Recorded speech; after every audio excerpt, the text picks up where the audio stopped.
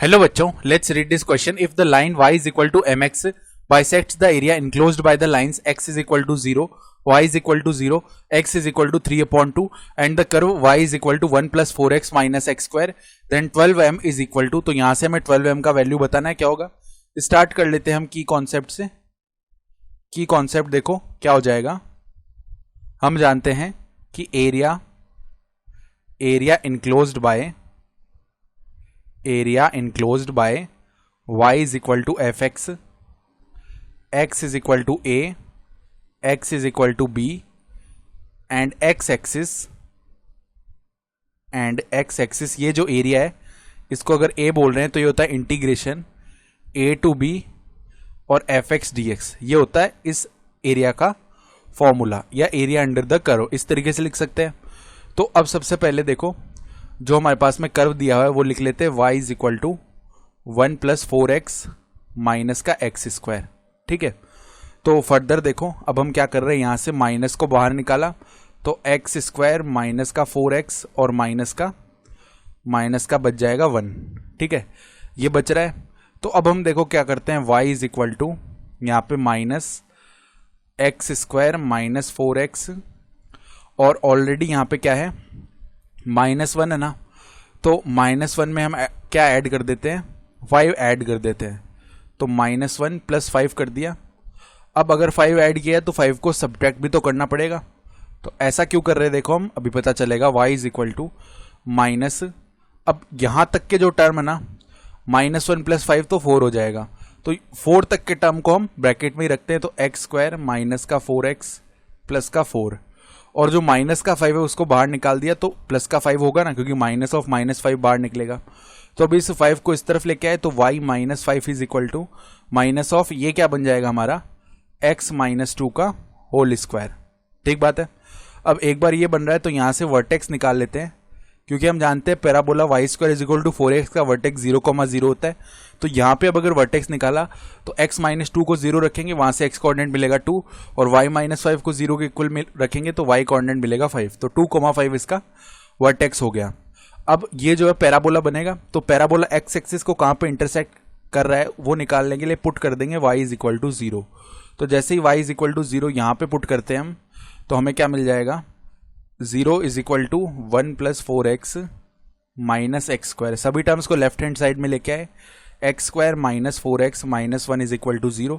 अब यहाँ से क्वाड्रेटिक फॉर्मूला लगा लेते हैं. तो x का जो वैल्यू है minus of -4 plus minus square root of -4 का स्क्वायर कितना होता है 16 माइनस में 4 मल्टीप्लाई 1 मल्टीप्लाई में माइनस का 1 आ जाएगा ना, होल अपॉन में जो वैल्यू है 2 मल्टीप्लाई में 1 ये बनेगा. तो इवेंचुअली ये क्या आ रहा है 4 plus minus square root of 16 plus 4 यानी कि 20 अपॉन में 2. 20 को लिख लेंगे 4 रूट 5, 4 को बाहर ले लेंगे ऐसे करके. तो 4 प्लस माइनस 2 रूट 5, क्योंकि रूट ऑफ 4 2 होता है और अपॉन में 2. तो ये जो वैल्यू है क्या बन रहा है 2 प्लस माइनस रूट ऑफ 5. तो अब अगर हम डायग्राम बनाना चाहें इसका तो मान लो ये हमारे पास में इस तरीके से y एक्सिस हो गया और ये हमारे पास में इस तरीके से x एक्सिस हो गया है. ठीक है. तो एक तो हम लाइन बनाते हैं जो दिया हुआ है इधर x इज इक्वल टू 3/2 की लाइन. तो उससे पहले तो चलो पैराबोला बना लेते हैं. तो पैराबोला कुछ ऐसे आ रहा होगा.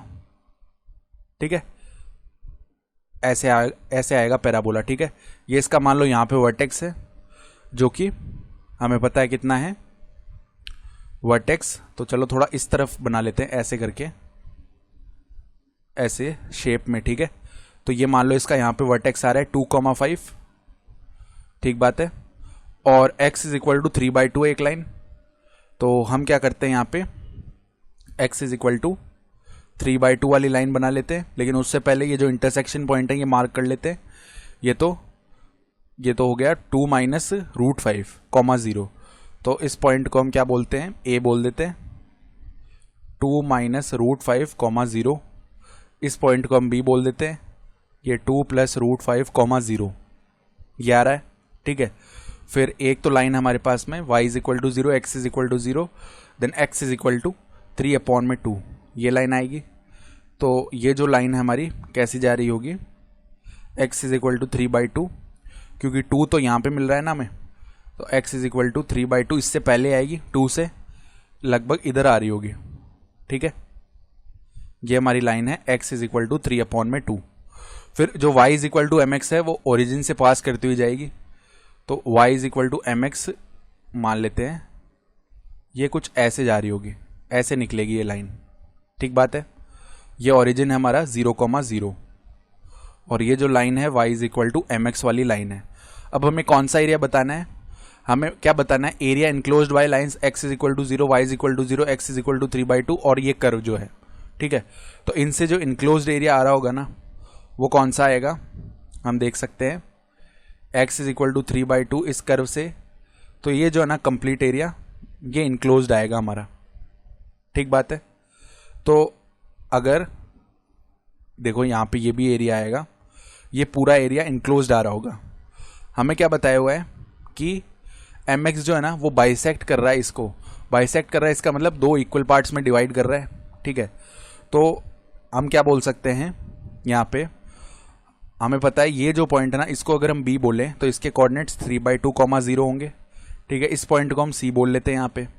तो y is equal to mx को ये x इज इक्वल टू 3/2 कहाँ पे इंटरसेक्ट कर रही होगी, c के जो कोऑर्डिनेट्स है वो हम निकालना चाहें तो 3/2 आएगा x कोऑर्डिनेट, तो और y कोऑर्डिनेट क्या हो जाएगा 3m/2।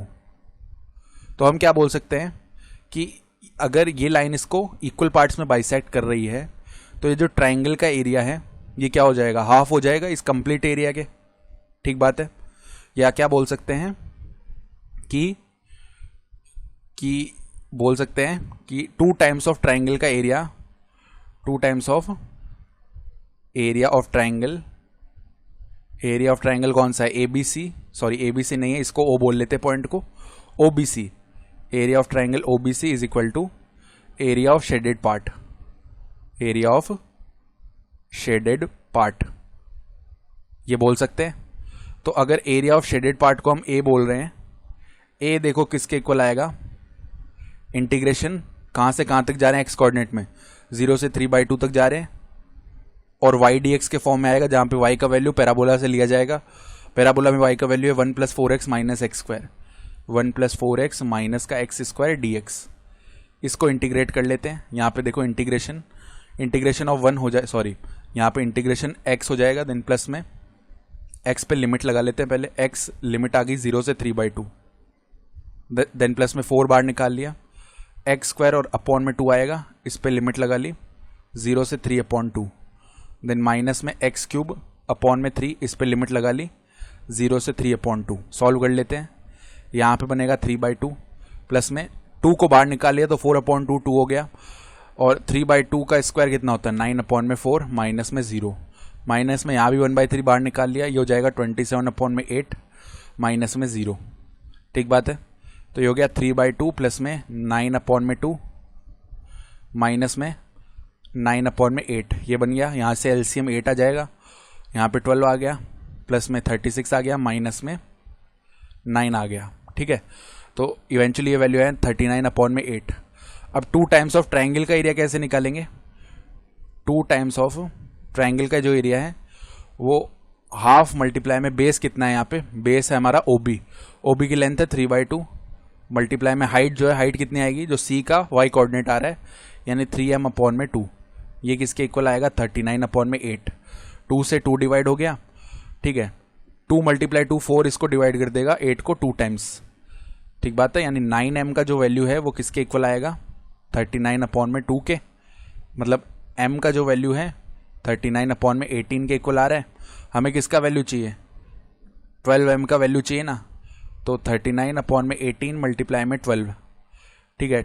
अगर 3 से डिवाइड किया ये 4 टाइम्स, ये 6 टाइम्स, देन 2 से डिवाइड किया ये 2 टाइम्स, ये 3 टाइम्स, 3 डिवाइड कर देगा इसको 13 टाइम्स, यानी रिक्वायर्ड आंसर हमारा 26 आएगा इस क्वेश्चन के लिए, ठीक है। I hope you understood this explanation, best of luck.